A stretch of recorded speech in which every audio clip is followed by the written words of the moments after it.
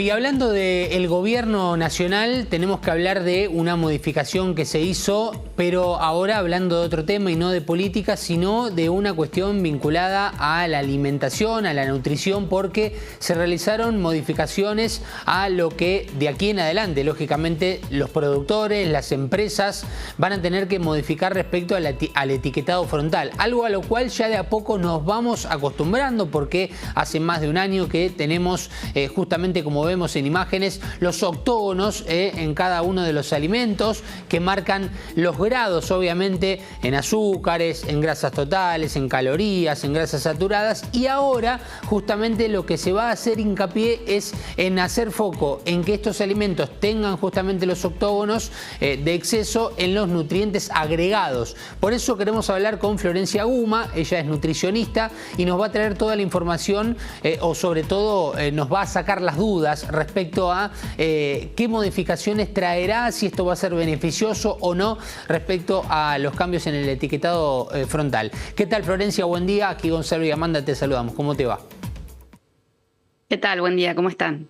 Bien, bueno, a ver, nos encontramos dentro de lo que es el etiquetado frontal, algo que ella de a poco decía recién, ya es algo común, que nos vamos acostumbrando, después de la sorpresa de muchos alimentos que creíamos que tal vez eran light, que eran saludables o que uno los comía diciendo, bueno, estoy dentro de el alimento, de la alimentación correspondiente y que tal vez nos llevábamos sorpresas.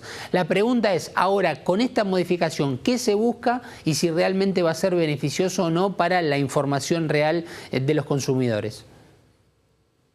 Bueno, las modificaciones que hicieron lamentablemente va en detrimento del objetivo principal de la ley, que es brindar información clara, precisa y amigable para todas las personas, que ahora justamente lo que modificaron tiene que ver con cómo se calculan esos nutrientes críticos dentro del producto. Entonces, antes, como fue diseñada la ley, que quiero recordar que fue con la mejor evidencia científica libre de conflictos de interés, se reunió la academia, la ciencia, digamos, distintas posturas y asesorías técnicas para tener la ley modelo que teníamos a nivel global, teníamos una excelente ley, pero surgieron estas modificaciones, como les decía, con el cálculo de nutrientes, que como vos bien dijiste, ahora, a partir de ahora, cuando se hace el rotulado, solamente nos va a decir estos octógonos de advertencia, los excesos en nutrientes críticos que se agregaron en el producto.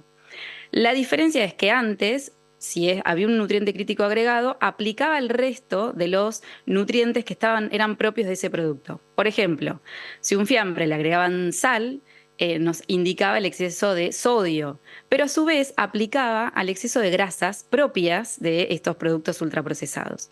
Ahora eso no lo vamos a tener, entonces va a haber un desmantelamiento de octógonos porque no va a perfilar o a medir todo el componente de ese producto que es como aplica el sistema de perfilado nutricional que se había elegido porque era el que más protegía nuestra salud y el que mejor información nos daba respecto a lo que estábamos comiendo. ¿Podría ser que se asemeje a cómo pasa en otros países dentro de la región? Porque lo que tenía entendido, vos me corregirás en tal caso, Florencia, es que Argentina se había destacado por la ley de etiquetado, por ser mucho más precisa, mucho más informativa, algo que quizás en países aledaños no pasaba con tanta precisión. ¿Sería, digamos, una similitud para encontrar con otros países cercanos o hay ciertas diferencias todavía?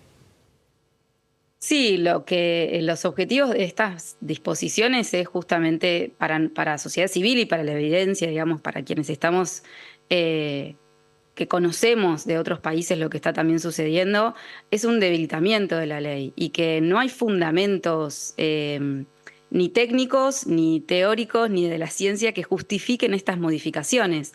Como así tampoco hubo una convocatoria para poder analizar a ver si esto era posible o no. Digamos, no entendemos por qué sucede, o en realidad los únicos beneficiarios que pueden llegar a conseguir un beneficio tiene que ver con los conflictos de interés, fundamentalmente los económicos respecto a la industria alimentaria. Porque bueno, obviamente esto sesga la información y como consumidores y consumidoras no vamos a tener la información completa de los productos. Entonces en las góndolas de los supermercados vamos a ver algunos sellos de advertencia, pero no todos. Entonces esto que también mencionaban, si el producto tiene exceso en grasas, se le va a poder poner light también. Entonces lo que es toda la publicidad en cuanto al packaging, también la flexibilizaron. Y cuando conjugan, por ejemplo, esto que pueden poner alto en vitaminas o alguna otra característica como beneficio de ese producto, conjunto con un sello de advertencia, esa información deja de ser clara, porque por un lado está el componente del marketing y por otro lado los sellos de advertencia. Entonces, la intención también de la ley era que el producto esté lo más limpio posible para realmente poder hacer una lectura rápida de los componentes que tenía ese producto. Así que las modificaciones claramente no van a ayudar a tomar una decisión consciente respecto a los productos que sabemos que hay un alto consumo en nuestro país.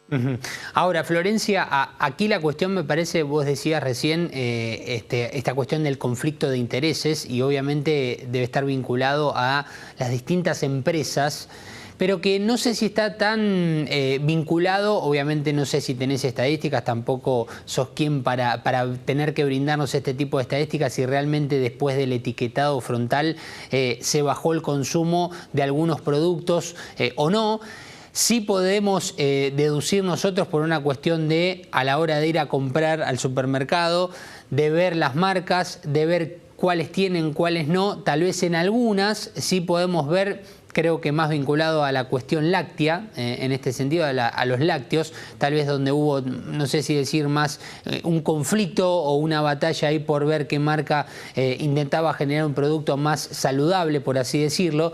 Pero digo, también hoy en día hay una herramienta muy importante que son las redes sociales. Hoy se ve mucho contenido también para saber los valores. Esto es un paso más también para continuar con la educación y sobre todo la información que pueda tener el consumidor a la hora de elegir un producto, porque en base a esto también es información, pero elegir. Si voy a comprar yo un paquete de galletitas, obviamente, con octógono, sin octógono, yo ya sé más o menos que está, por ejemplo... La calidad nutricional. Claro, la calidad nutricional está obviamente sobrepasado de azúcar en algunos casos. Bueno, digo, también esto es un paso más para el hecho de que el consumidor se informe aún más todavía cuando elige un producto. Con los cambios, creo que va a faltar información. Y aparte, otro dato importante es que el componente de la ley también estaba dirigido a la protección de niñas, niños y adolescentes, y ahora se redujo el límite de edad para la protección frente a la publicidad de los productos ultraprocesados de 18 a 16 años. Y se permiten excepciones, que son varias, que pueden incluir elementos de marketing que están dirigidos a niñas, niños y adolescentes, como dibujitos animados, mascotas, entre otras cosas. Entonces, más allá de un adulto, también tenemos que pensar en adolescencias y las infancias, ¿no? Entonces se flexibilizó bastante a cómo estaba diseñada la ley. Entonces la información no va a ser tan clara porque el componente del marketing justamente es abusivo. Lo que nos quieren vender nos convencen de eso. Entonces esta ley apuntaba a eso, a restringir el marketing y que el producto nos brinde la información que merecemos, porque antiguamente, antes de los octógonos de advertencia, la información estaba en la lista de ingredientes y en la tabla nutricional, que eso sigue estando. Pero ahí la evidencia nos decía que eran muy pocas personas que leían esa información y muchísimas menos las que entendían. A esa tabla apuntaba, digo, que tal vez ahora, nuevamente, esto genera una necesidad de informarse a través de la tabla de valores, ¿no? Que por lo general está detrás de los productos. Chiquita, escondida. Claro. Sí, es una letra chiquita que no se ve, que esto nadie le entiende. Entonces, el octógono de advertencia justamente era algo importante para ver a simple vista y sobre todo en una góndola de un supermercado. Hoy la información va a seguir, pero va a estar, digamos, solapada, no va a estar total. Y además, el marketing, ese componente del marketing, bueno, van a poder seguir haciendo lo que hacían y todo lo que la industria alimentaria aplica para poder vender sus productos, ¿no?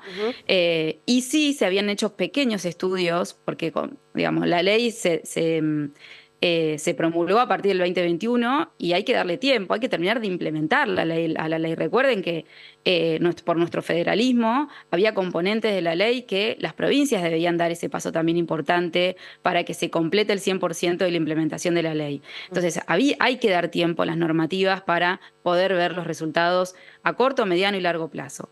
A corto plazo, los estudios que sucedieron fueron UNICEF, otras fundaciones, que, como FIC, por ejemplo, que eran muy pequeñas, pero sí se vio que había una mejor percepción a la hora de elegir los alimentos, porque había información que les era confiable y les era segura al consumidor para mejorar su decisión de compra. Entonces empezó a haber cambios en la toma de decisiones. Pero repito, se necesita tiempo también para eso. Y recordemos que esta ley es la puerta de entrada para otras normativas, ¿no? Esta es la primera ley que habla de calidad alimentaria, de que el Estado debe priorizar los productos sin sellos cuando hace asistencia alimentaria nutricional.